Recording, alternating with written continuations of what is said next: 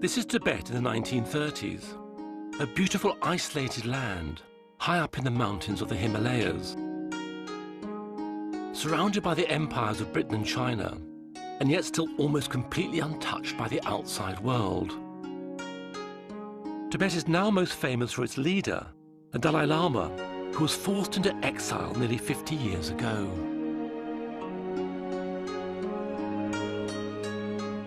This treasure trove of rare colour films, shot by British, Chinese and Tibetan people who lived through these times, have been preserved by the British Film Institute.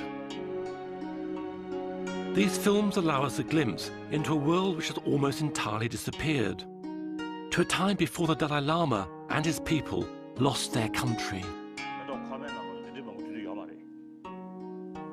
Oh, father. I think my father.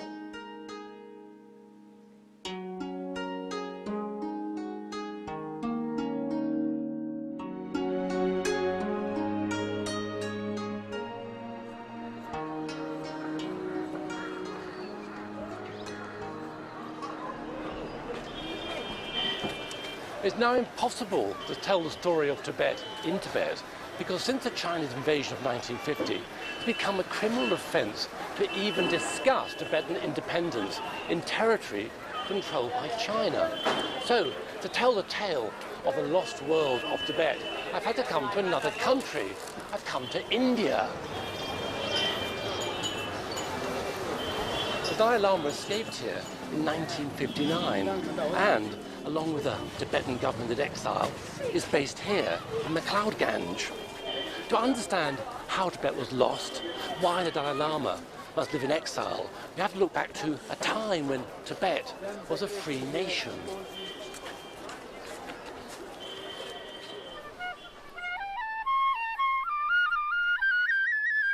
This is Lhasa, the capital of Tibet, in the early 1940s. This film is of the main shopping street, known as the Barkhor. Despite being shot in the 20th century, it looks medieval. Hardly surprising, given Tibet's location. It was almost impossible to reach, so it remained frozen in time.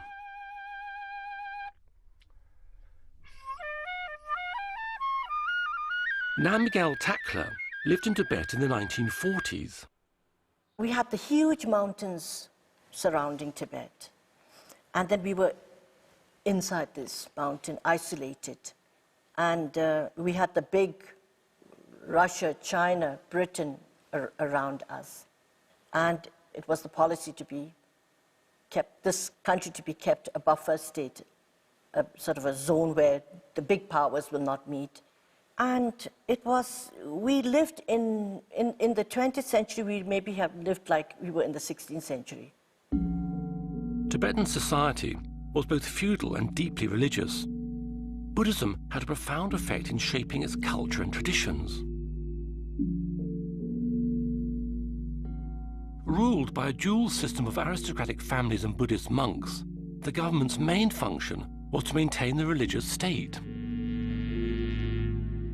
Tibet's feudal structure meant that most of the population lived in poverty.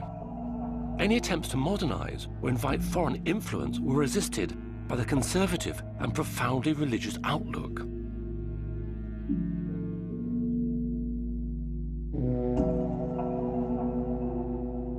Life in Lhasa was dominated by a huge number of religious festivals, which involved most of the city's population.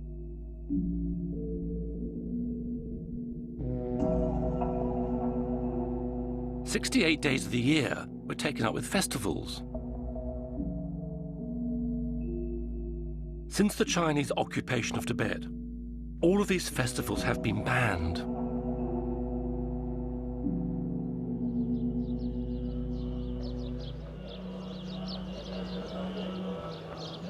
Even though life for exiled Tibetans has changed enormously since the Chinese invasion, Tibetan society is still deeply religious, and Buddhism is central to its culture. Tibetan prayer flags still hang in holy places. Each time the wind blows, the prayers that are written on them are released into the universe.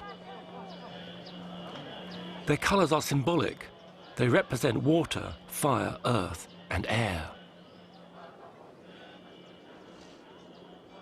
Buddhism arrived in Tibet in the 7th century AD, about 1,000 years after it started in northern India. Focusing on spiritual development, all Buddhists believe that the road to enlightenment lies through the practice, the development of morality, meditation, and wisdom. At the time these films were made, monks made up 20% of the male Tibetan population. Every Tibetan family, rich or poor, sent their youngest son to a monastery as a spiritual and religious duty. Because monks had a high social status, poor families gave up their boys in the certain knowledge they would be looked after financially for life. These boys would just have arrived at the monastery. Even though in theory they could give up being a monk if they wanted, they'd expect to stay there for the rest of their lives. The present Dalai Lama, who is the 14th, was found while he was still a small child. In a tradition that dates back to the 17th century, the Dalai Lama, or Ocean of Wisdom, is both the spiritual and secular leader of Tibet. All Buddhists believe in rebirth and reincarnation, but for Tibetan Buddhists, the man they call His Holiness, the Dalai Lama, is very special indeed. Some see him as a man-god. All believe he's a reincarnation of all 13 previous Dalai Lamas, and he's a bodhisattva of compassion, an enlightened being who's chosen rebirth as a human being so he can be on this world to help others. When the 13th Dalai Lama died, his reincarnation, a 3-year-old boy called Tenzin Gyatso, was found some 600 miles from the capital in Amdo, a province in the far northeast. While the Western world was at war, the family made the long journey to the capital, Lhasa. The 14th Dalai Lama arrived in October 1940. By now he was 5 years old. He was accompanied by his father and mother and 2 elder brothers, Lobsang Samten and Gyalo Thondup. Oh, father. I think my father. Father, yes. Oh, my mother. Oh, this is elder brother, whom I bully.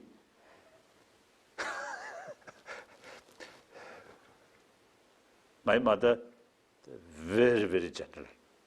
Almost I never saw her sort of the mental state of temper. I never saw. Very gentle. Always smile. Something very, very nice woman. A villager, uneducated. At the beginning, illiterate. Later, with her own effort, she can read some books. Now here, yes, my father with mustache.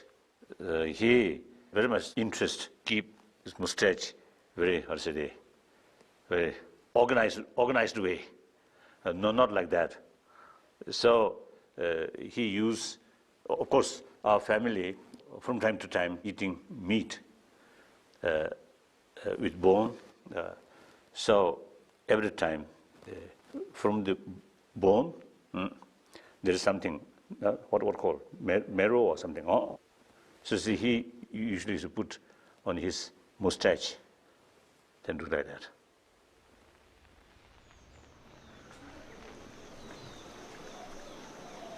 Although the young Dalai Lama was revered as a god king, he would not take up his position as head of state until he reached 18. Years of monastic study lay ahead of him.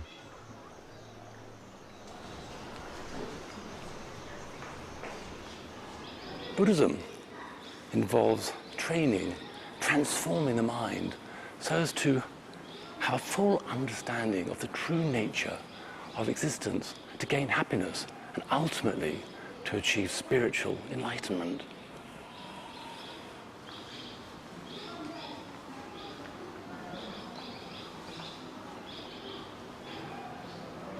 Buddhists believe it's only possible to escape suffering, to find true happiness by giving up all worldly desires and by accepting the transitory nature of life. all things change, come to an end. Don't try and hang on to things.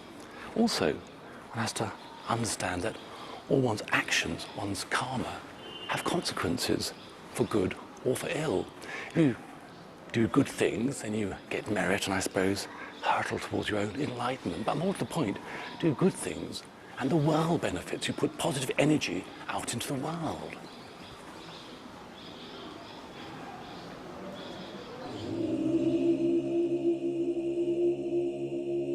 The events of Buddha's life and teachings were celebrated through ceremonies and rituals that dominated life in Tibet. The Malam Chenmo, or Great Prayer Festival, is a series of events which commemorates the day when Buddha preached the Dharma, or sacred text, for the first time. The festival starts when the monks take over the running of Lhasa from the government.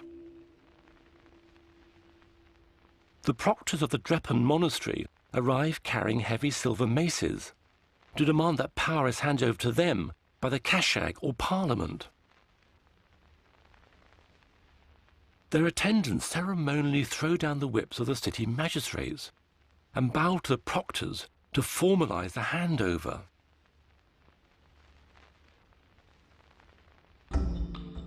The proctors are accompanied by the Dobdobs, or monastic police, huge monks who carry long sticks and whips.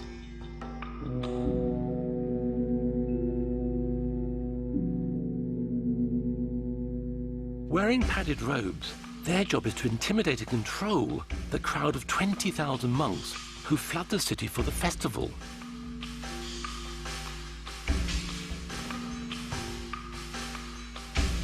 For the next month, the proctors are able to impose fines on the general public for having a dirty house, for using bells on a horse or mule, for women not wearing a headdress, for the wearing of foreign shoes, or any other disorderly behavior. Gifts of money and food were handed out. While the event was mostly funded by the government, there were contributions from the British and Chinese trade missions based in Lhasa. At this time, the Chinese were happy to support religious events. The Tibetan government was dominated by a group of aristocratic families. There were about 200 families who made up the civil service, and each of them had to provide a son to serve as an official. Within the aristocracy, there were 30 higher status families who had the most senior positions. Namgyal is from one of these families, the Sarongs. Oh, that's our house, the house I was born in, the Sarong house. And that's my aunt, Kukula, and that's my mother. They're really modeling away. It seems quite strange that they are modeling, because we never even heard of this in Tibet, nor did anybody do that, you know. It seems quite strange. I'm sure Auntie Kukula must have arranged this. And I don't know who took the picture, but it's very beautiful, very beautiful. I think they had a British governess, and so she must have taught my mother how to walk, because I can't imagine my mother, you know, sort of showing her clothes. Yeah, they're wearing the Lhasa ceremonial costumes. Kukula is considered very beautiful, and she's really beautiful in here, I must say. And you notice here, this is also in our garden. We had one of the best gardens also in Lhasa, because my grandfather himself, he worked in the garden, and also he made all the family members come and work. And each child had a tree. We had to water the tree, fertilize it, and we were only allowed to take the fruits of that tree and no fruits from the other tree. So we had strawberries, we had gooseberries, we had pears, everything. In this picture, you see my aunts together with my grandfather. They had the same father, Sarong, but their mother, they had three different mothers. They were three sisters from the original Sarong family. This sort of family structure was not unusual in Tibet. Men could marry a number of women, and even women could marry a number of men. The reason is to keep the family wealth together. Married out, the brothers had several wives. There bound to be troubles, and then they might say, okay, we want to separate the land. So they usually had brothers marry one daughter, or the daughters marrying several brothers, so on. It was very common. Divorce did exist, and usually what happened was during marriage, there is a contract made. And then usually most of the divorces, the wife would be well looked after when she leaves the home. And if there's a son, the son stays with the father and the daughter stays with the mother. So there's no custody of children fighting about it. Automatically, the daughter goes to the mother, the son goes to the father. They could also remarry. We had no problems about divorcees or widows remarrying. In fact, if they were younger, they were encouraged to marry. Tibet's feudal structure meant that most of the population lived in poverty. Ordinary families were reliant on the landowners for a living. They were effectively owned by them, and each family had specific jobs they were born into. Phuntsog Sering's family were tailors for one of the aristocratic families in Lhasa. I come from a tailoring family. My father and mother were both tailors, and they trained me. Now, these are the costumes for the aristocratic ladies. In terms of design and patterns, these outfits are type worn by the aristocrats, but they're really quite similar to those that more ordinary women would wear. There was summer and winter wear, and these outfits are for the winter. These are definitely winter wear. You can tell by the length of the sleeves. When it comes to making these costumes, we did everything by hand. In those days, we didn't have sewing machines in Tibet. But for a tailor like me, it would take about 2 days. That's right, I could complete something like that in about 2 days.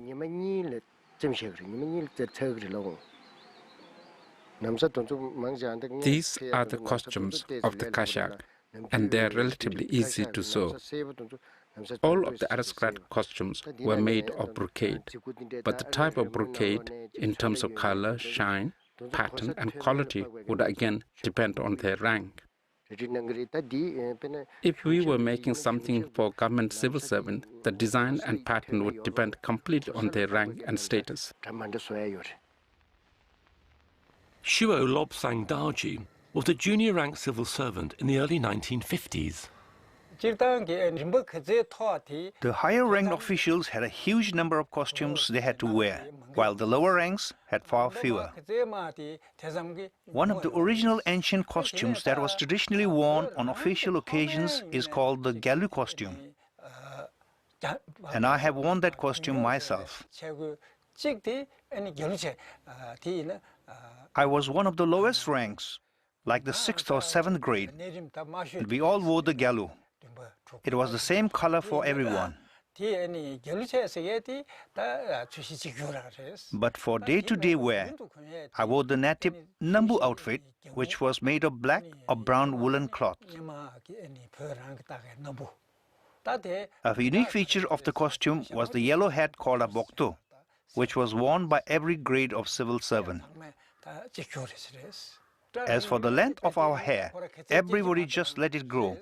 Some had it down to their waists, some a bit shorter. You let it grow to its natural length and you never get it cut. I used to have hair down to here in those days. It was very long and very thick. The top knot or pajok were very fiddly to do. They would take ages, but once you got used to it, you could do it yourself. If you were in a hurry, you would need help, especially with the braiding. So you would teach your wife how to do it, and she would help you. Later, you could call in a professional hairdresser who specialized in braiding, and they were very skilled and therefore quicker. Most men and women had long hair. Of course, the monks didn't, because they had to have their heads shaved. Everybody else grew their hair long.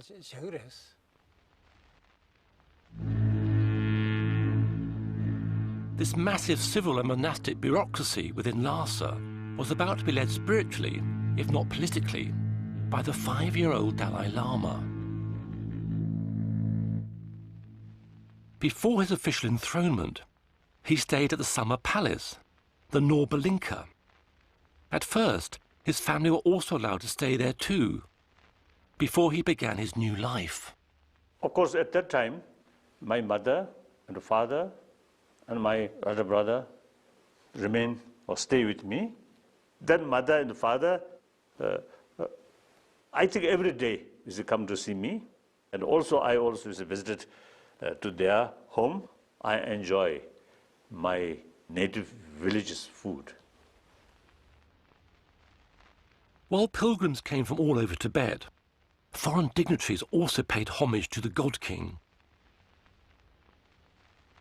The British political officer in nearby Sikkim brought a movie camera with him and managed to get this first ever moving picture of the Dalai Lama. Sir Basil Gould, seen here with a white prayer scarf around his neck, also brought an expensive foreign toy car for the little boy.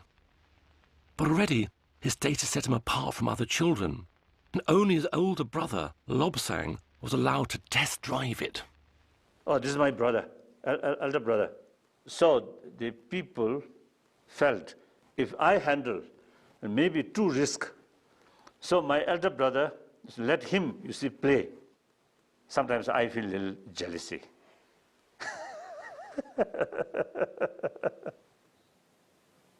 Somebody's in the car. I wonder if that is my husband. It's him. Namgyal married the Dalai Lama's older brother, Lobsang, in 1962. There's Lobsang on the horse now. I see him. Lobsang's so serious. I can't believe it. He looks so serious in there. He's not a serious person, but in there he looks so serious. Now that is a very nice picture, yes, of Lobsang's father with his mother going in front of him. One wonderful thing about my mother-in-law, which I really admire, is she loved wearing her own simple jewelry and the dresses.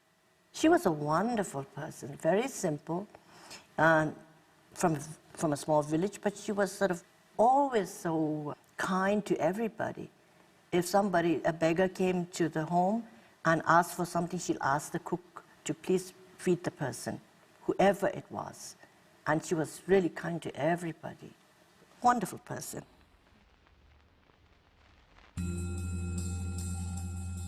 The date for the 14th Dalai Lama's enthronement ceremony at the Potala Palace was reached according to complex astrological calculations. The distance between the Norbalinka Palace and the Potala is only a few miles.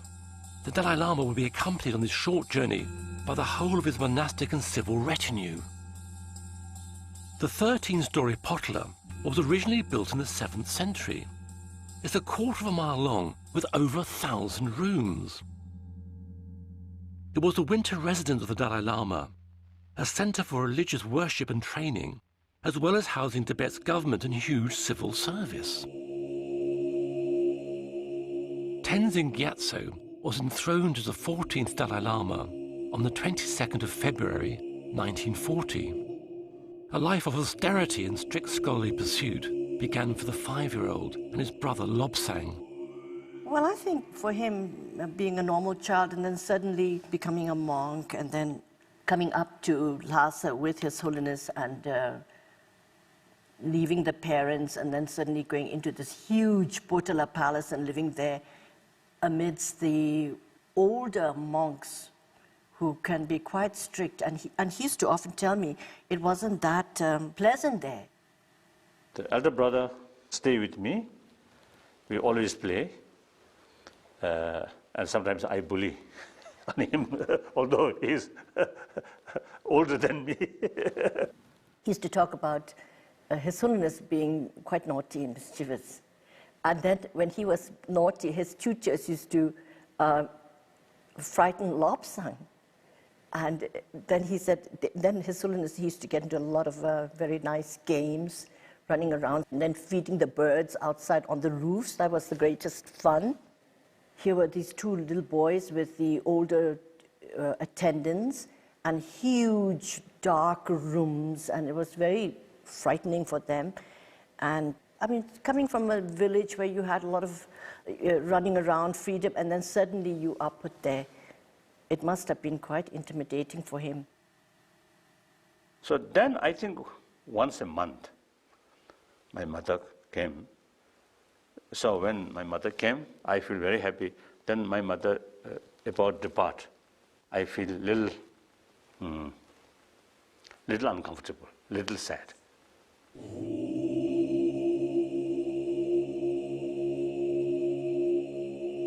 While the young boy studied, a monk regent took the role of Tibet's temporal leader until the Dalai Lama reached the age of majority. Regent Retting, seen here with his enormous bodyguard, Utukpa, oversaw much of this power vacuum, but his regime was seen as corrupt. He was displaced and then imprisoned after an attempted coup. He died in jail. The Dalai Lama had to wait to take full political power, but as the country's spiritual leader, he acted as a figurehead. One of the 5-year-old's official duties was attending cabinet meetings. His strict routine only varied for the important festivals. The festival of the votive offering took place in the eastern courtyard of the Potala Palace. It was a deeply significant solemn occasion in which all the sins and bad events from the previous year were purged, clearing the way for the next. The yellow-hatted monks of Dalai Lama's own Namgyal monastery join the government and civil officials as they prostrate themselves in front of His Holiness. Watching from the top floor is the Dalai Lama. The main event of the votive offering is the Chum, a tantric dance. Accompanied by drummers and trumpets, dancers emerge into the courtyard. They have spent many hours in meditation, envisioning themselves as a deity they're about to perform. Uza Naring Tashi was one of these dancers and later taught Chum dancing. Now here are the Chum dancers making their entrance. I have performed this dance myself.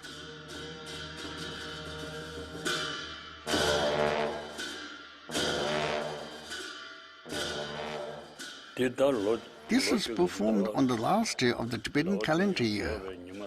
As the New Year is approaching, it's performed as an auspicious ritual to make sure that during the following year there is enough rain when we need it, that no misfortunes happen, that we are protected from any negative forces, and that there is peace in the world. That's why we perform the Chum dance.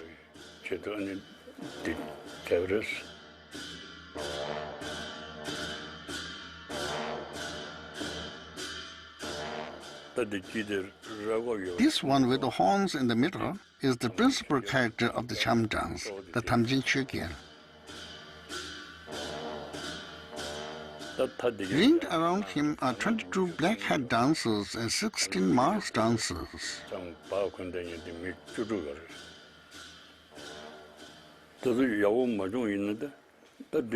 Teaching the stag dance is very difficult, especially as they start as young boys.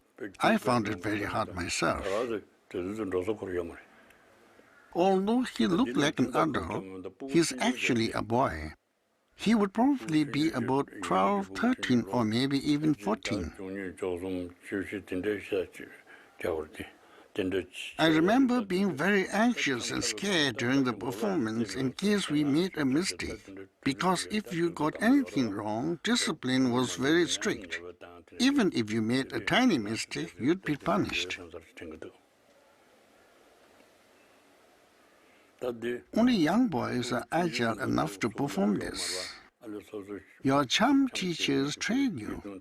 Because the training involves a lot of kneeling, you'd get lots of cuts and bruises on your knees, and you'd get beatings too. Only through such strict training can you achieve perfection. When we began our training and were learning how to do the black hat dance, the repetitive arm and leg movements made you very stiff. So stiff that it would be really uncomfortable to sit cross-legged for the prayer sessions. The costumes were very heavy and difficult to wear, but if you didn't wear them, you'd look too puny. You wouldn't look the part, so there was packing to beef you up. You'd get very stuffy inside the mask. The performance would last 3 hours, and the whole affair would be at least 3 hours. At the end of the ceremony, a cathartic fire purification rite is performed to ensure that the last traces of evil are dispelled. Now you can see they are heating up oil in a cauldron. Later they'd add home or alcohol.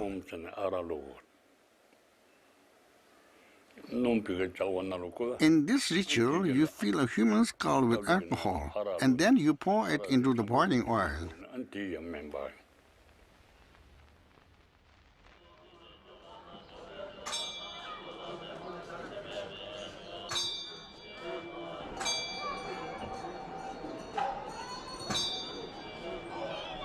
Tibetan Buddhism differs from other types because it has its roots in the traditions of the earlier Bon religion. Therefore there's a belief in gods and celestial beings, but also there are various traditions that involve all Tibetan society in the practice of Buddhism. Now Tibetans believe that their prayers can be given added power by being conducted by means of a prayer wheel. Here's a prayer wheel. Walking round the wheel means that my prayers have the power, all the written prayers inside this wheel. Incredible. Also, there are flags and beads which have a similar thing, prayers through repetition. And the mantras are used to really gain merit and to help one on one's path to enlightenment.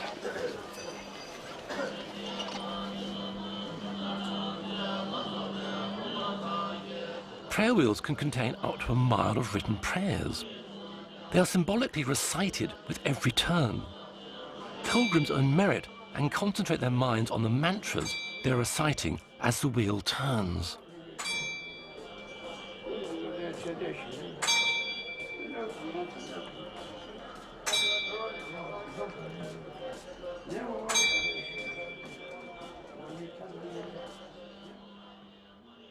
The circular 5-mile walk which surrounded Lhasa was known as the Lingkhor.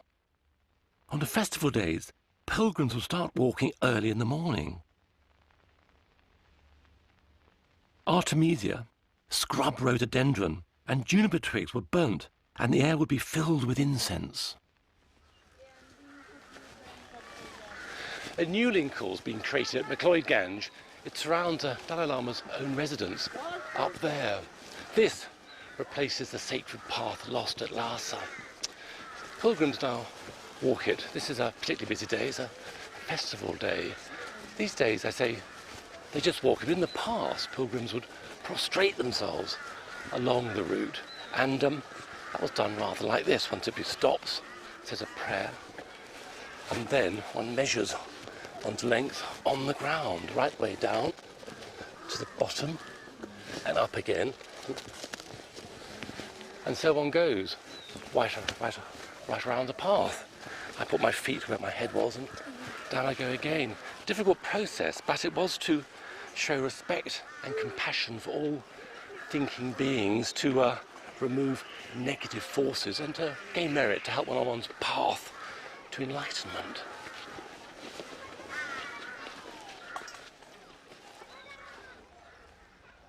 Jampa Chodron was a young nun living in Lhasa at the time. This is the Lingkhor, the long circuit just beyond Chokpuri Hill. The shot is taken of the section just below Chokpuri Hill. There used to be people carving mantras on stones, making clay statues, and many places where you could make incense offerings. There would be many people walking the Lingkhor. Down here, there would be people doing the half sideways prostrations as well as the forwards prostrations. I didn't manage to do any sideways prostrations, but I managed to do one circuit doing the forward prostrations. Here they're making the descent. Sometimes when you're prostrating here, you would nearly fall down. I did a lingo circuit. I took 6 days and morning. In the midday sun, you couldn't do the prostration, so you would have a rest. Friends would bring you a meal, so you would have a lunch break. People would normally get up early and start at dawn.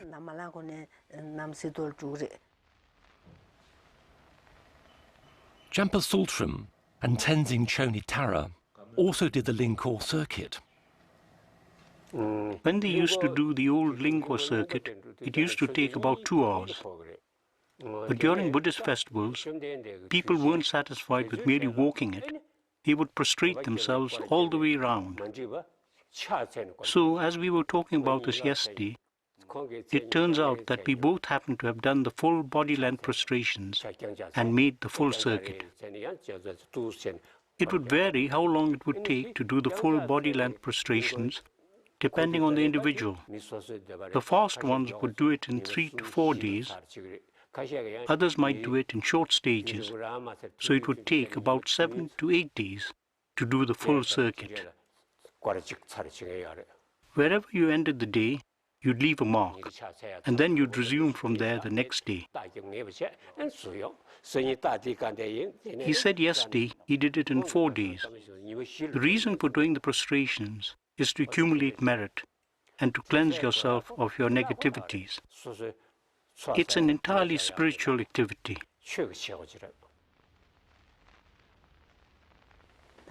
Now here are some pilgrims who have come from villages far away. They have come for the Malam festival. You can see that they are carrying their provisions in bags on their back.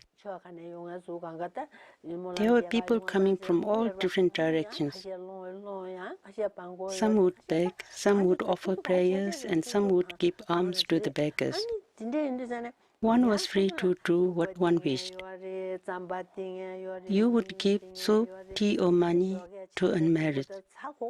There is somebody ladling out some tsamba for the beggars. On the day to celebrate the Buddha's enlightenment, the Lingkor is especially crowded. Many people are begging for alms. The giving of money, food, or tea was very much part of the pilgrims' practice, and it still is today. These days in McLeod-Ganj, the beggars are Indians, and the pilgrims giving money are Tibetan refugees.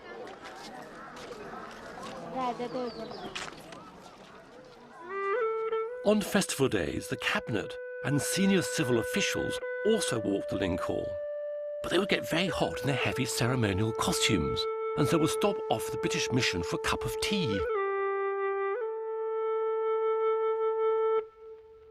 Historically, the British and Chinese were officially represented in Tibet. British pressure to allow trading had led to the establishment of a new British trade mission in 1937, and in the mid-1940s, a Chinese representative arrived in Lhasa. Relations with the British were cordial, while they were more tense with the Chinese. Dr. Sun Lien Shen, seen here being welcomed by Jigme Tering, the Tibetan finance minister, was a representative of the Chinese nationalist government. At home, China was in the midst of a bloody civil war between the nationalists and the communists. Life in Lhasa continued according to ancient custom and practice. The Dalai Lama lived in the Potala during the winter and the Norba Linka during the summer. Twice a year, the civil and religious hierarchy accompanied him on his move from palace to palace. Identified by the peacock-feathered umbrella, which accompanied his sedan chair or palanquin, the whole population of Lhasa watched silently for a glimpse of His Holiness.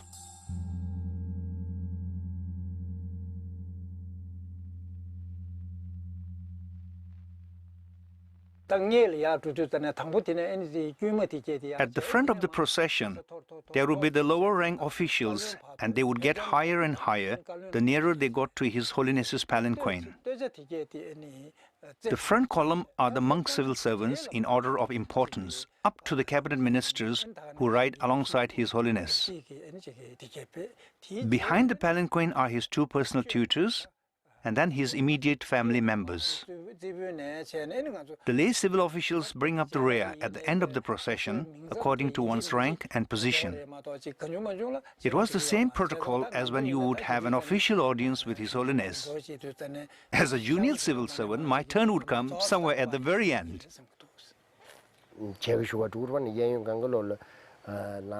I went to see the Dalai Lama many times. We would stand on both sides of the route. Because he traveled in a palanquin, you only be able to get an occasional glance of him. We used to also stand in line with the crowd and view and get a blessing from His Holiness while he was in the palanquin, because everything was so silent, incense burning, and people very quiet and trying hard to get a glimpse of him. And at the end, they would have the army band coming, which was more fun. I mean, sort of a lot of excitement then. Oh, that young monk, I think out of curiosity, looking. In any case, from my childhood, from that age, I always smile with people, with public. So people also, you see, love my smile. So whenever I look like that, the people express some kind of expression of overjoys.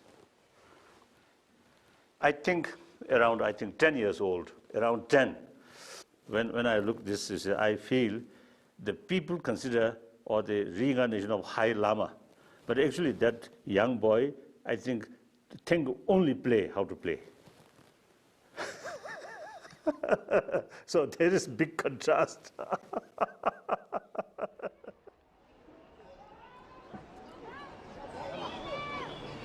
These days, there isn't quite the same spectacle when the Dalai Lama travels. Although lots of devotees turn out to see him, his bodyguards are now armed with walkie-talkies, and he travels in a modest, though bulletproof car.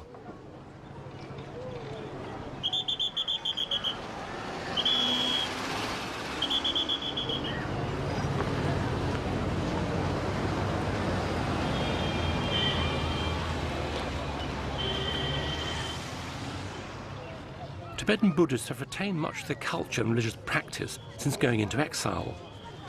But life in Tibet before the Chinese occupation was significantly different in many ways.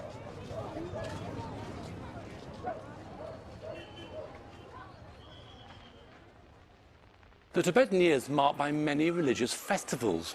Here, at the Dalai Lama's own Namgyal monastery, thousands of people gather to celebrate New Year. This takes place in late February, early March. But sadly, far fewer festivals are celebrated now than they were in Tibet.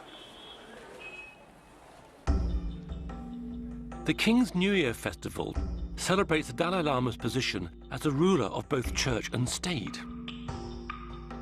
The high officials wear robes whose design dates back to the 7th century, along with ancient ornaments of amber and coral, which had been traded along the Silk Route and had originally come from the Mediterranean. The turquoise charm boxes around their necks and the golden bar encased in turquoise, which reaches their waist, is so heavy it must be carried. The ordinary people of Lhasa gather at the foot of the Potala to watch the sky dancing, a spectacle which a man scales a rope up to a tall wooden mast, stands precariously on a small platform, and then spins himself around. The performer is traditionally a man from one of the small villages in the region of Sang. It's done in retribution for their resistance to the rule of the 5th Dalai Lama. There's a saying in Sang, mothers don't die from illnesses, but from worry that their sons might be taken for the sky dance.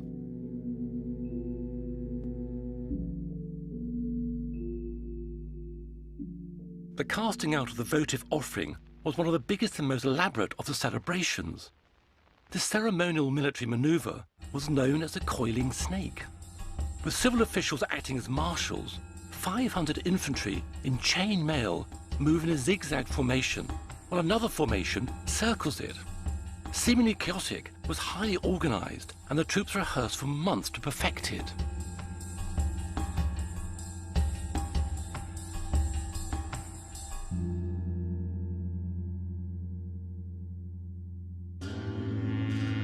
Hundreds of monks arrive, carrying green drums and cymbals.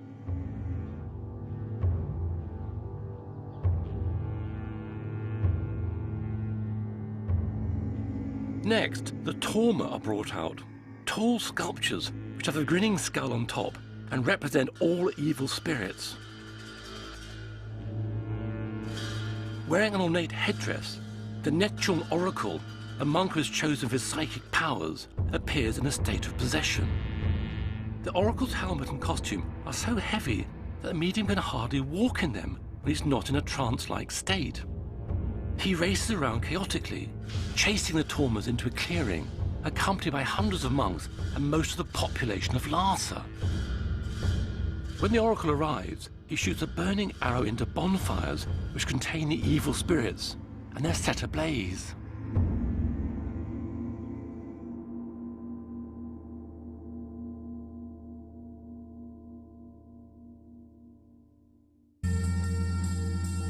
Many of the religious festivals had an additional civil or governmental element. At the review at Trapchi, the Tibetan cavalry assembled in front of the cabinet and government officials. The cavalry wears chainmail, steel breastplates, and helmets with peacock feathers on them. The standard bearers wear special helmets which have Allah inscribed on them in gold, thought to date back to 8th century contact with Arabs. They carry tall lances wrapped in painted banners, said to have been given by the army of Genghis Khan's grandson. The cabinet wears ornate robes. Their fur-trimmed hats have silk crowns with ornaments on top of coral, turquoise and gold. A government official, followed by 4 junior officials, makes his report to the cabinet, announcing the number of men and horses. Shio Daji had to attend the review every year. These official functions tended to be rather long, drawn-out affairs. However, each one of us had our own responsibilities to perform. As you can see here in the film, when we junior accountants had to present the inspection report at the review at Trapchi, we had to give the full list of horsemen and their equipment.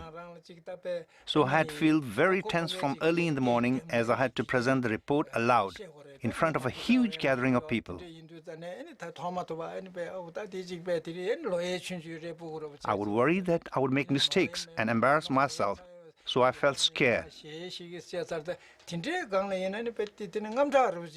I would be so terrified that time would just fly past. But when I had no responsibilities, the ceremony would get tedious and seem to go on forever. So we young ones would quietly sneak out the back for a cigarette and a chat. Another military event, the gallop round the fort, was slightly more exciting to attend. These are the special Molam Festival cavalry. 2 Yaso generals command them. Together they are being prepared to lead the presentation. There were 3 targets. The riders had to ride past, fire a gun, shoot an arrow, and spare each one. If they managed to hit each of the targets, they would be presented with a victory scarf.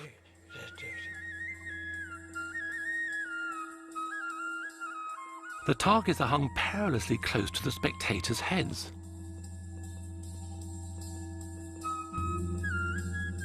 There is frighteningly little crowd control, and serious accidents result. Finally, the competitors line up to receive their prayer scarves. The event ends when they perform a special Mongolian salute.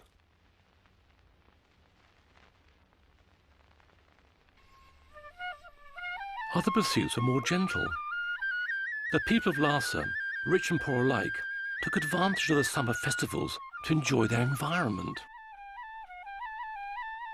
During the month of celebrations to honour the Buddha's enlightenment, the government ministers and officials are rowed around a lake to make offerings. After they'd had their turn, the ordinary pilgrims were allowed to go. It's hard to believe that war was raging in the rest of the world as the people of Lhasa set off for their annual picnic season.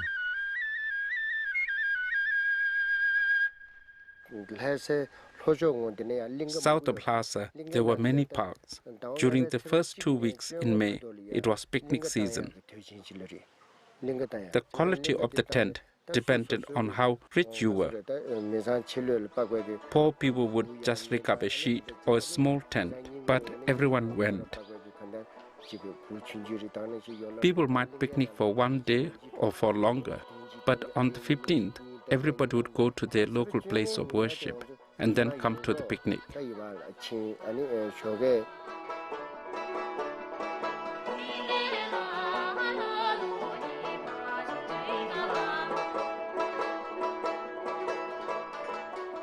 The nationalist Kuomintang government in China maintained its mission in Lhasa and even joined in with the Tibetan festivals.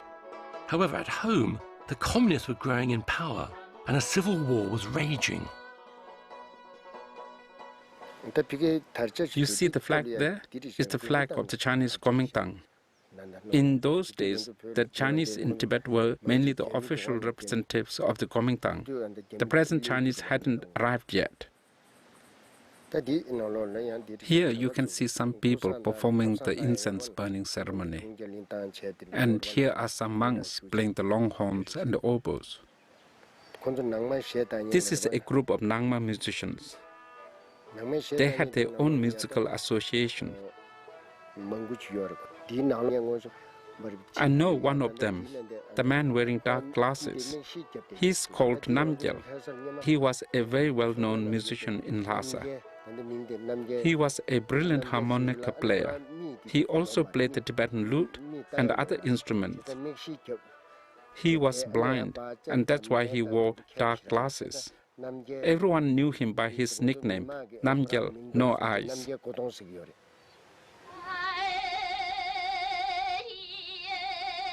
Another important summer event, and one of the Dalai Lama's favourites, was the annual opera festival held at the Nobulinka Palace. During summer in Nobulinka, I think around July or August, on summer festival, the folk dance, and also every day the military performance. So like another child, I love the military the performance. They well organized, they are quite smart like that.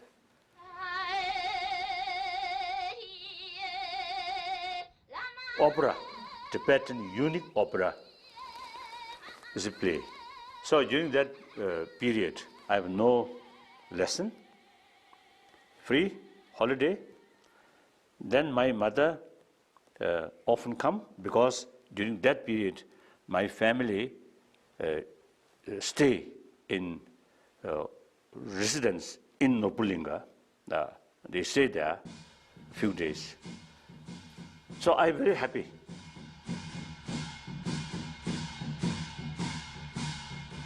Then after 5 days, festival finish. The next day, my lesson started. And same time, the 5th day evening, my mother depart. So I feel very, very sad. That's the child's sort of experience, like that.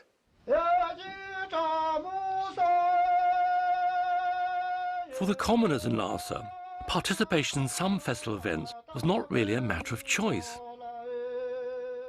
For the wrestling and weightlifting, the contestants were all from the Dalai Lama's personal bodyguard regiment. Though it's hard to believe, given their size and stature. The wrestling was a particularly unpopular duty, as they had to wear loincloths. It was deemed to be shameful appearing semi-naked in public, and especially in front of your superiors. For most, shyness meant they were covered up quickly, but some seemed to rather enjoy it. At the same time as a horse race is being conducted around the city, there's also a foot race. A motley group of men running brightly coloured outfits, somewhat unenthusiastically. The race is compulsory and is performed as a duty to their landlords.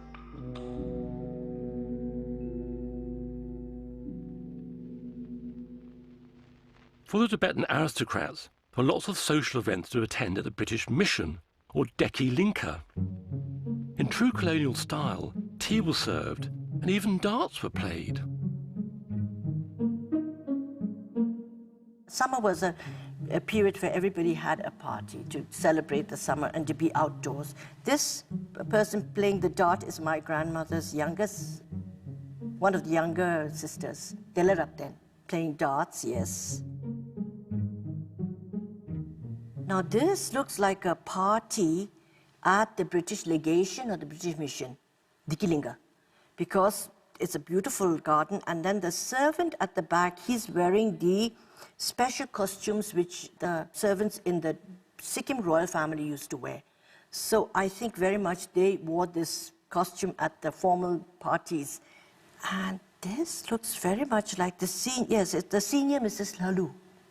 She was a very special lady. She was actually a nun, and she fell in love with a member of the 13th Dalai Lama's family. And anyhow, she was very kind, and she did everything in such a grand scale. And she used to visit once a year at our home. The British mission closed when India gained independence in 1947. Tibet still had no status as an independent nation and was not recognized internationally. The civil war between the communists and nationalists in China continued. The Tibetan government realized if the communists won, they would not tolerate their religion. However, they didn't want to be seen to be taking sides, so they politely asked the nationalist Chinese to leave Tibet. They were sent off with the utmost courtesy, with parties and free transport to the Indian border.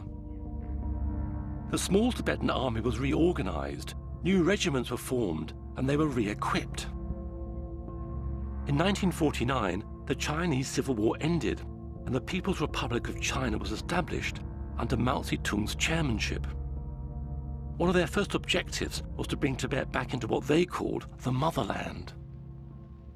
On the 6th of October 1950, 40,000 Chinese soldiers of the People's Liberation Army invaded Tibet, and the small Tibetan army was quickly overwhelmed and forced to surrender. The issue of the invasion was raised with the United Nations, but nothing was done.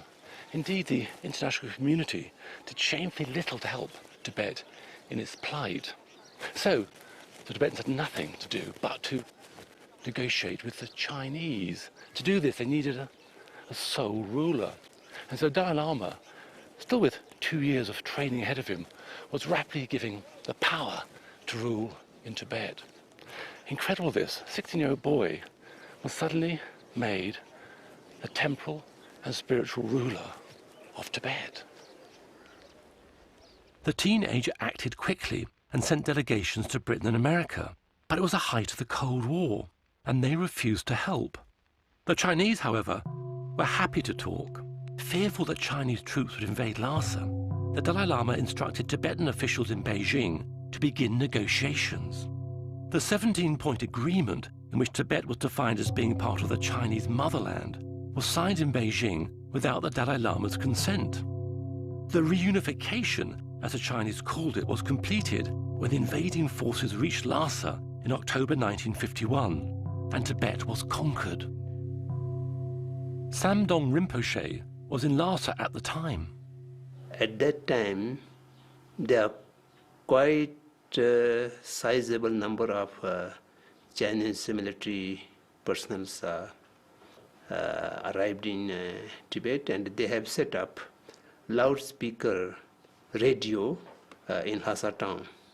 So there was a lot of wires going over the houses, and there's a big loudspeaker. So it was not a radio, but just propaganda through a whole the town covered by the loudspeakers. After the Chinese arrived in 1951, everybody felt that they had lost their way. They didn't know what to do. There was a real feeling of tension and uneasiness in Lhasa. The Chinese were becoming more and more oppressive by the day. His Holiness was in a very difficult position in the face of the military power of the Chinese. Rather than resist Chinese rule, the Dalai Lama attempted to make the 17-point agreement work. As it was meant to allow the Tibetan government to continue running its own country, for the next 3 years he set about introducing social and land reforms, attempting to propel Tibet into the 20th century. However, he still had ancient and highly demanding spiritual duties to perform. The Kalachakra ceremony, or Wheel of Time, is one of the most complex systems of theory and practice in Tibetan Buddhism. The 17-year-old Dalai Lama was initiated into this tantric tradition in front of hundreds of officials and monks at the Norbalinka Palace. I think this is the first time of Kalachakra initiation at Norbalinka. I think 16, 17. I already, you see, took the responsibility of the Kasa, the temple power. Oh, bless me. Here comes His Holiness the Dalai Lama. Here he is receiving mandala offering for long life. He's looking so young. He's not wearing glasses yet. He must be 16 or 17. Here is the Lord Abbot, elder brother of His Holiness, Losang Samte. It must be inside the Norbalinka. This is during the Kalachakra teachings. It looks like the people are throwing scarves forward to request the teachings after the mandala ceremony. You would say prayers, then everyone would throw scarves forward. It was what everyone did in Tibet, but these days His Holiness discourages it. In 1954, the Dalai Lama received an invitation from the Chinese to go to Beijing. Most Tibetans were against the idea, fearing for his safety. The Dalai Lama, however, was determined to go, seeing it as an opportunity to be able to talk to Chairman Mao in person. Then I felt, not only me, but some officials, some high officials, now two opinions. One opinion, now this is the right time, should go to Peking and meet high officials, high leaders. Then some very much reluctant, very much against. I think out of fear. And my own opinion is, now better go there. Eventually, it was decided he could go, provided he returned within 1 year. His Holiness himself promised the people he would return within the year. I heard that when he was about to cross the Tsangpo River, people had come from Lhasa in their finest clothes. In Tibet, it is a custom for women to dress up for special journeys for good luck. They all crowded along the river bank, looking very anxious. Some were even about to throw themselves into the river in sorrow and desperation. Now this is the, actually, you see, departing Lhasa to China. I think this one. You know, I like missions or these modern things. So I love, you see, to visit China. But at the same time, not like just tourists, also have some responsibility. So not very certain. So all kinds of mixture feeling. Some hopes, some doubts, some fears, some, undecisive, like that. And also some excitement. The Dalai Lama attended the first National Chinese People's Congress, which included 10 seats for the Tibetan delegation. He was impressed by Mao and felt a great affinity with many of the egalitarian principles of communism. However, at their last meeting, Mao wasted no time in giving his true opinion of Tibet and its future under Chinese rule. As the Dalai Lama left, Mao turned to him and said, "Religion is poison." The Dalai Lama returned home. News reached him that the Chinese authorities in eastern Tibet were confiscating lands belonging to monasteries and redistributing them amongst themselves. The situation deteriorated. Fighting broke out between the Chinese army and Tibetan freedom fighters, and refugees began pouring into Lhasa.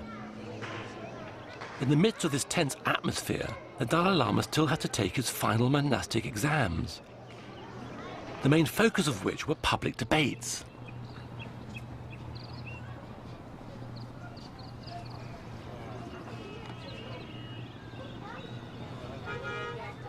Debate is a rigorous discussion of Buddha's teachings. Everything is challenged. Debate is an ancient tradition within Buddhism, which is still practiced today, although the monks, and now nuns, are somewhat more vigorous in their style than they were in the 1950s.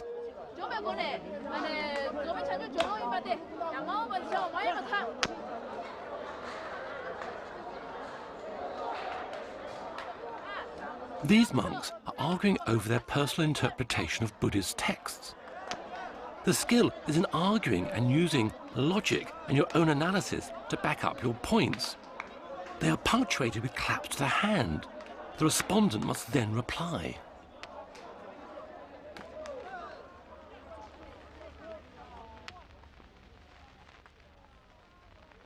The culmination of the Dalai Lama's 18 years of study was an examination for a doctorate in Buddhist philosophy. It started with debates at 3 of the largest monasteries in Tibet.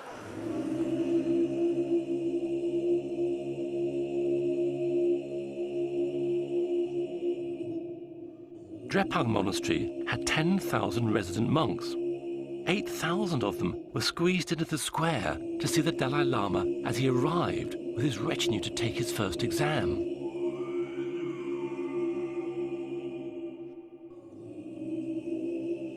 The monastery owned local estates and had some 20,000 tied peasants who worked the land and paid them taxes. The revenue paid for the prayer sessions and festivals which dominated monastic life. Feeding the monks for big events, like the examinations, was a huge, if somewhat rushed, process. The young monks run down from the cookhouse carrying huge tubs of sampa for their brethren who are sitting in the square. Sampa is roasted barley flour mixed with yak butter, tea or water to make dough.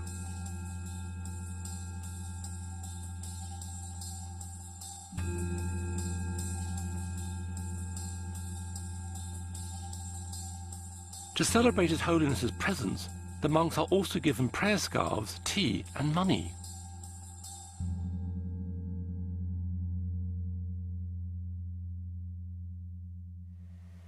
I'm somewhere here, somewhere among these, the second row or third row I should be. And this is a Goman side. These are the government officials. Now His Holiness is offering the debate to the 2 abbots. During his early life, he had to go to China, and he had to go to India, and he had so many things to attend.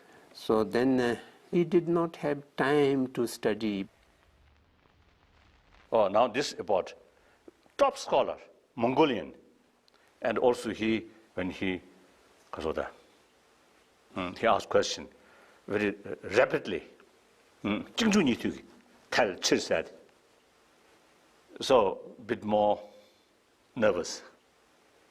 So I had little opportunity to think how to trick to him. One top scholar, you see, very rapidly, you see, putting question, then no time, you see, how to pretend or how to defend like that. So now this is my turn, debate. Of course, we have received a lot of teaching from His Holiness, and we know he is a very great scholar. But he was not joined in the monastic debate. We thought he may not be very sharp in the in the debate. But for the first time, we saw when he was examined by the abbots, he was brilliant and absolutely sharp, equal with those who are debating the monastery for lifetime, and the abbots find it quite difficult to debate with him.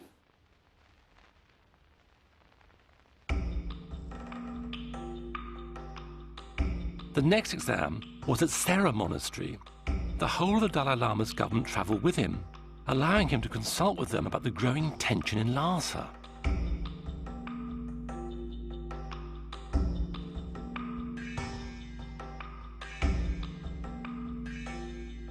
At the same time, he had to prepare for the next series of debates. But the abbots each had their own individual style of arguing. In Sera Monastery, you see, when you debate with the opponent, good scholar, then their answer is something logical or something, you see, they valid, meaningful. In Sera Monastery, one abbot, not that much scholar, not that top. So you see, from my side, you see, the preparation, if answer come this way, yes, this is the way to argue. If this way, if answer has come this kind of answer, then yes, already prepared. And here's the answer, unexpected answer. So then my tutor noticed that, then he very kindly, stop, now finish. Okay. That's tremendous relief.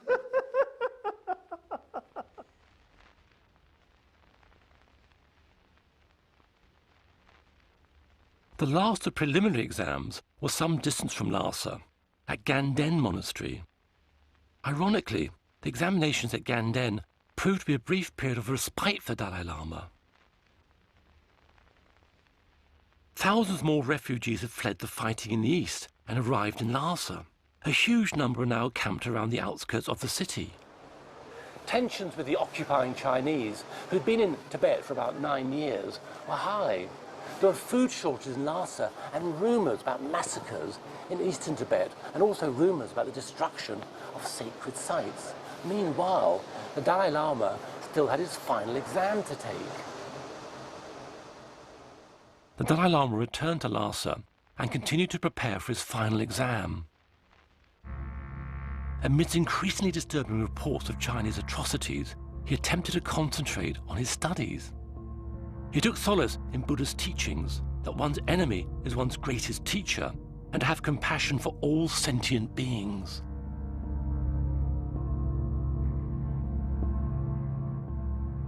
The final exam was arranged to take place at the same time as the Mulam New Year festival.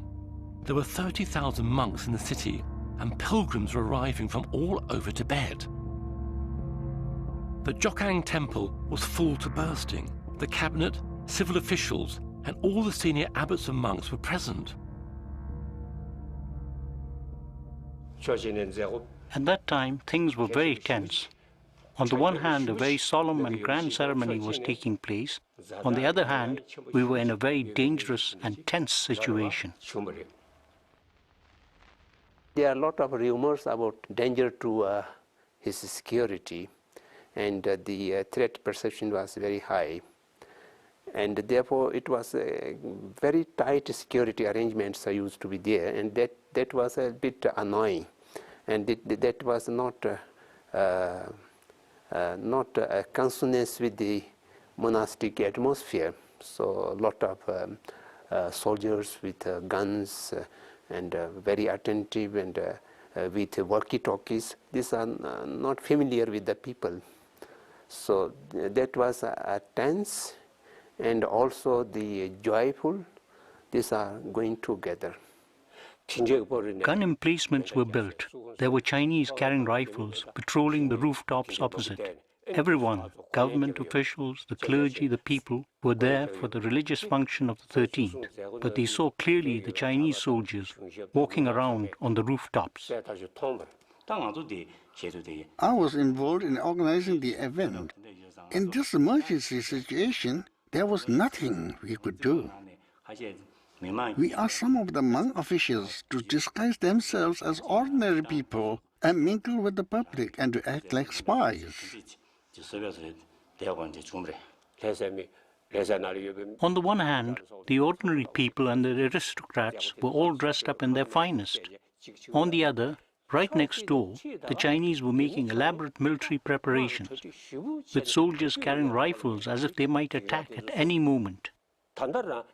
It was unbelievable that these two extraordinary situations could be happening at the same time. The position between the Chinese and the Tibetans was becoming irreconcilable.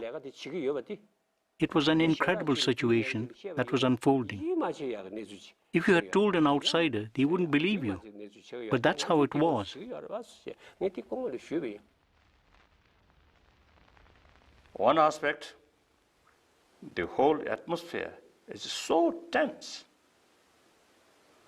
Many people actually felt whether this big gathering can take place or not, because it's so much tense. But then everything go very smoothly. So everybody very happy.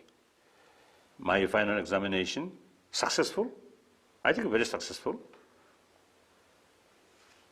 And also, I myself, from the corner of my mind, another thing is, now no more any lesson. The Dalai Lama returned to the Norbil Inca with his full retinue, but this time he was accompanied by armed guards. Little did he know that this 1,000-year-old ceremonial procession through Lhasa would be his last. The Chinese Governor-General of Tibet invited Dalai Lama to see a dance troupe at the Chinese military headquarters. In the name of dispensing with formality, the Chinese requested that he attend with unarmed bodyguards. Worried that a refusal would worsen the fragile situation, the Dalai Lama accepted, but the news soon spread. The Tibetan people came pouring into the Norbil Inca, and their spokesmen forced their way into our official meetings. So His Holiness didn't go. This meant that any communication between the Chinese and the Tibetans had completely broken down. As this had happened, everybody felt it wasn't safe for His Holiness to stay. You could never tell what the Chinese might do. So everyone wanted him to leave as soon as possible. Although that was what everyone was thinking and what everybody wanted, no one dared say it out loud. We were all terrified. The Dalai Lama received news that Chinese were planning to attack the crowd surrounding the Norbil Inca and bomb the building. Convinced that if he left, the people would be saved, he decided he had to leave. Of course, I think topmost in my mind is fear, sadness, and almost like the feeling of desperate. And also leaving some of my close friends, sweepers, or some monks who look after temples or the libraries in Norbil Inca, and including my dog. So as a human level, very sad, one factor. Then also, several thousand Tibetan, you see, suppose different Norbil Inca already gathered there. So that also additional worry. If something happens, then thousands of people will die. Then also, my own life, there is danger. One person's sort of future, but the future of Tibet also is related. So therefore, anxiety, fear, little doubt, hesitation, and sadness, all mixed, very much mixed. That night, the Dalai Lama escaped from the Northern Inca, disguised as a Tibetan soldier.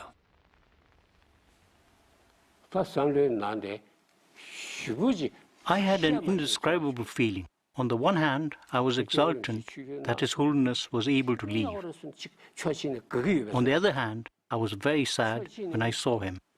Unlike the usual protocol and fanfare, he left wearing an ordinary brown uniform, carrying a rifle like a soldier. The next day, reached southern Tibet. Then fear of my life, then no longer. Then we have no hesitation to criticize about our Chinese brothers and sisters. While in Lhasa, although sometimes we criticize, but from one corner of our mind, we, be careful, be careful, be careful, or that kind of sort of situation. Then as soon as we reach southern Tibet, the free from Chinese forces, we get some extraordinary feeling now, freedom. 2 weeks later, after an arduous journey through the Himalayas, the Dalai Lama reached safety in northern India. That morning, around dawn, they began shelling the Noble Inca. At around 9 or 10, I went to Chokpuri Hill, to the defensive position I had been assigned to monitor. When I looked towards the Potala, I saw there was a huge fire in the eastern wing. Near the account section, a huge fire. The canal bombardment started from the bottom of the hills upwards. That was followed by the rat-a-tat-tat of the machine gun fire. It was relentless. In any case, eventually, even the Zulakan was taken over and completely looted. Everything except for the George statue and the Sungze chapel, it was left like an empty shell. Everything else was destroyed. It was taken over by the Chinese soldiers and turned into, what's the word in Chinese? A trote. We weren't allowed in because it was turned into a military barracks and heavily guarded. Then around 4 or 5 in the evening, when I looked across at the Ramakang ferry crossing, I saw large numbers of Tibetan horsemen, foot soldiers and ordinary people. Many of them were from the Tibetan volunteer force. Then the relentless bombardment began.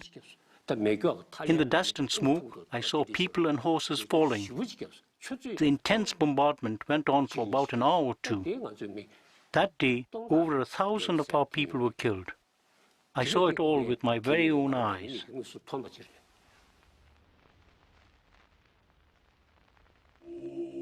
The Tibetan resistance, made up of freedom fighters and monks who had taken up arms for the first time in their lives, were no match for the Chinese army. They surrendered after 3 days. The Tibetan government was abolished, and the Chinese systematically began to destroy Tibetan society and its Buddhist culture and traditions. Monasteries were looted and scriptures burnt. Nuns and monks were forced to denounce their faith. They were also made to discard their robes and grow their hair. They were even forced to marry each other. Class resentment amongst the peasants over Tibet's feudal system was ruthlessly exploited. The government officials and aristocrats had their long hair shaved off, were imprisoned or forced to do menial jobs. They were subjected to public interrogation sessions, many resulting in death.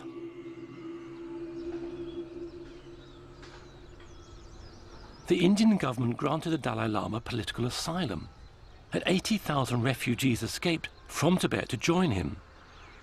He has lived here in Dharamsala, known as Little Lhasa, ever since. the Dalai Lama appealed to the United Nations, calling on China to respect the human rights of Tibetans and their desire for self-determination.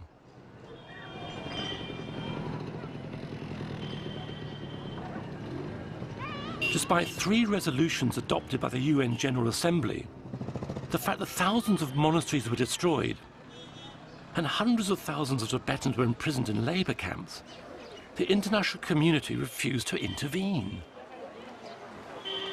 It's tragic that Tibetans have lost their homeland, and with no tangible international intervention.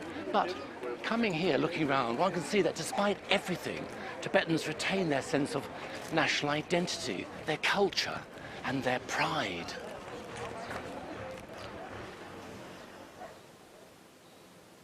Looking at this pictures that you have here in front of me, it's entirely a different world.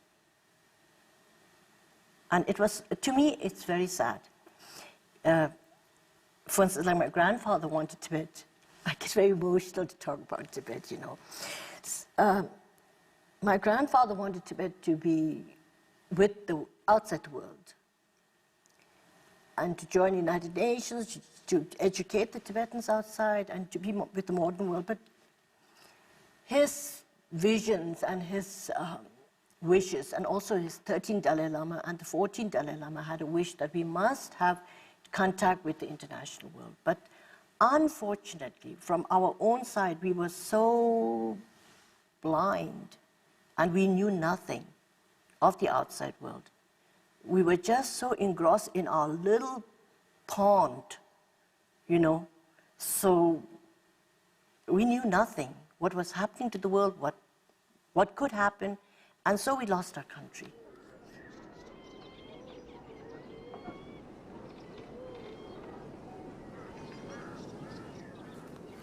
The Dalai Lama advocates a middle way, which means he wants Tibetans to move back to Tibet, even if they become a minority within China, but a minority with a degree of self-rule. He remains determined that the dialogue between the Chinese and the Tibetans remains peaceful and positive.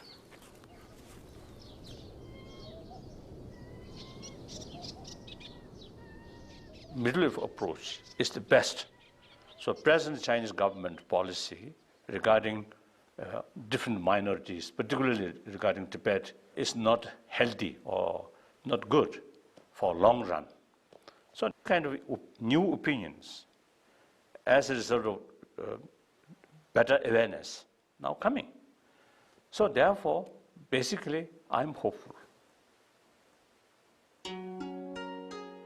Thank you.